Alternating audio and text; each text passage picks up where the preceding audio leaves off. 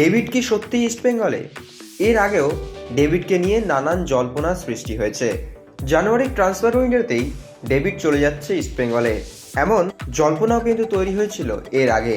তারপর সব ধামাচাপা পড়ে গেলেও ফের শুরু হয়েছে ডেভিড জল্পনা। আগামী মরশুমে ইস্টবেঙ্গলে যাচ্ছে ডেভিড, এই জল্পনা ফের উঠেছে। সেই নিয়েই আমরা প্রশ্ন করেছিলাম মোহামেডান স্পোর্টিংয়ের ফুটবল সেক্রেটারি দীপেন্দু বিশ্বাসের সঙ্গে। কি বলছেন তিনি, চলুন শুনে নেওয়া যাক।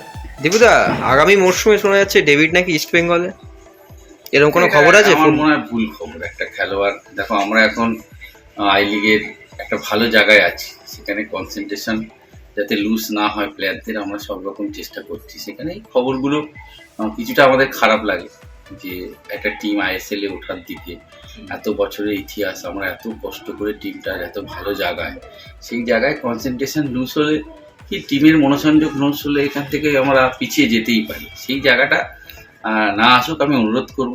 একটা খেলোয়াড় নিশ্চয়ই সে তার পছন্দসই ক্লাবে খেলবে, কিন্তু যতক্ষণ সে একটা ক্লাবের সাথে আছে, সেই ক্লাব যখন একটা ভালো জায়গায় আছে, এইসব হিউম্যান না করানোই উচিত, মানে এরকম গুজবটা না ছড়ানোই উচিত।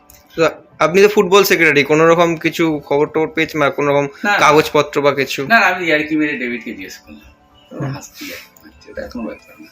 তবে আমার মনে হয় এই গুজবটা এখন না সরানো ভালো, বাংলার ফুটবলের দিকে থাকে।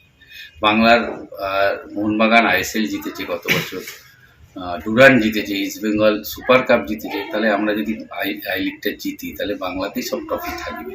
কারণ বাংলার মিডিয়ার উচিত যে বাংলার ফুটবলকে এগিয়ে নিয়ে যাওয়ার জন্য আমাদের টিমে এতগুলো ভালো ভালো ছেলে আছে ইয়াং, তাদের কথা ভেবে এখন এসব গুজব না ছড়ানো উচিত। Extra time.